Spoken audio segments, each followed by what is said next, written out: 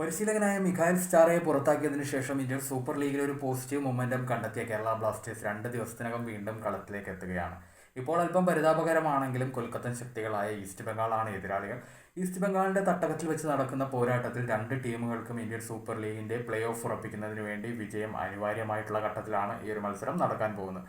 ഈ ഒരു മത്സരത്തിന് മുന്നോടിയായി കേരള ബ്ലാസ്റ്റേഴ്സ് ക്യാമ്പിൽ നിന്നും കുറച്ചധികം പോസിറ്റീവ് ന്യൂസുകൾ പുറത്തേക്ക് വന്നിട്ടുണ്ട്. സ്ട്രൈക്കർ ഇഷാൻ പടിതയും മുഹമ്മദ് അസറും ഇരുവരും ട്രെയിനിങ്ങിൽ സജീവമായി കഴിഞ്ഞ ദിവസം പങ്കെടുത്തു എന്നുള്ളത് ഈ ഒരു മത്സരത്തിന് മുമ്പ് ബ്ലാസ്റ്റേഴ്സ് ആരാധകർക്ക് പ്രതീക്ഷ നൽകുന്ന ഒരു വാർത്തയാണ്.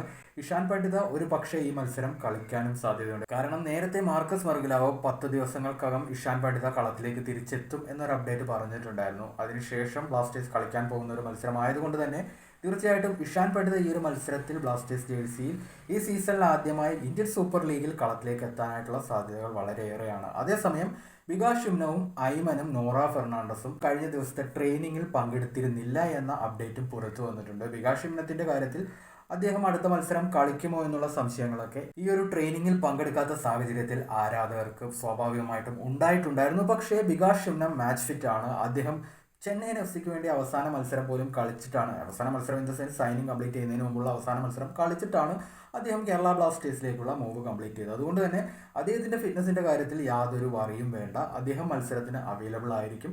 വികാസ് ഷിംന മാച്ച് ഫിറ്റ് ആണ്. അതേസമയം ഐമൻ, നോറ ഫെർണാണ്ടസ് എന്നീ താരങ്ങളുടെ കാര്യത്തിൽ ചെറിയ ആശങ്കയുണ്ട്.